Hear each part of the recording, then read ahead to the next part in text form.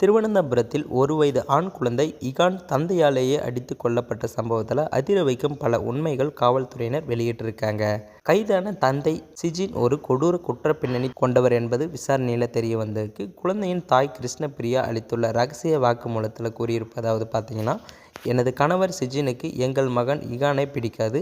அவருடன் நான் நெருக்கமாக இருக்கும்போது குழந்தை அழுதால் அவருக்கு கோபம் வரும். சம்பவத்தன்று இரவு நாங்கள் ஒன்றாக அமர்ந்திருந்தபோது குழந்தை அழுந்துள்ளது.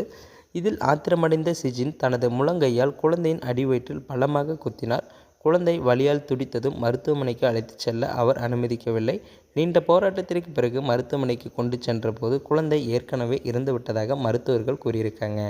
காவல்துறையினர் முதற்கட்ட விசாரணையில் சிஜினுக்கு பல பெண்களுடன் தொடர்பு இருப்பதும் இதற்காகவே வாட்ஸ்அப்பில் பிரத்யேக குழுக்களை வைத்திருப்பதும் கண்டுபிடிக்கப்பட்டிருக்காங்க. தனது பாலியல் இச்சைகளுக்கு குழந்தை தடையாக இருப்பதாக அவர் கருதியுள்ளார். குழந்தையுடன் தூங்கும் போதெல்லாம் குழந்தையின் முகத்தை போர்வையால் மூடி வைக்கும் விசித்திர பழக்கமும் அவரிடம் இருந்துள்ளது.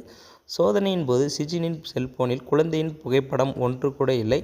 ஆனால் சில காலத்திற்கு முன்பு அவர் குழந்தையின் கையை உடைத்தபோது எடுத்த புகைப்படம் மட்டுமே இருந்துள்ளது. இதன் மூலம் அவர் திட்டமிட்டே குழந்தையை துன்புறுத்தி வந்தது உறுதியாகியிருக்கு. முதலில் பிஸ்கட் சாப்பிடும்போது குழந்தை மயங்கி விழுந்ததாக உறவினர்கள் கூறியிருந்திருக்காங்க.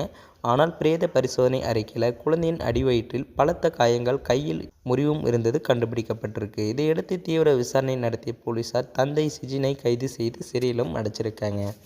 ஸோ இது போன்ற தந்தைகளுக்கெல்லாம் என்ன மாதிரி ஒரு தண்டனையை கொடுக்கலான்றதை மறக்காமல் சொல்லுங்கள். ஏன்னா இந்த உலகத்தில் குழந்தைங்க இல்லாமல் நிறைய பேர் ரொம்பவே கஷ்டப்பட்டுருக்காங்க. அதனால் இது போன்ற குற்றம் செய்கிற நபர்களெல்லாம் சும்மாவே விடக்கூடாது. கடுமையான ஒரு தண்டனையை கண்டிப்பாக இவருக்கு கொடுக்கணும். ஸோ மேலும் இது போன்ற வீடியோக்களை உடனுக்குடன் காண மறக்காமல் நமது சேனலை சப்ஸ்கிரைப் பண்ணுங்கள். வீடியோ பயனுள்ளதாக இருந்தால் மற்றவங்களுக்கும் ஷேர் பண்ணுங்கள்.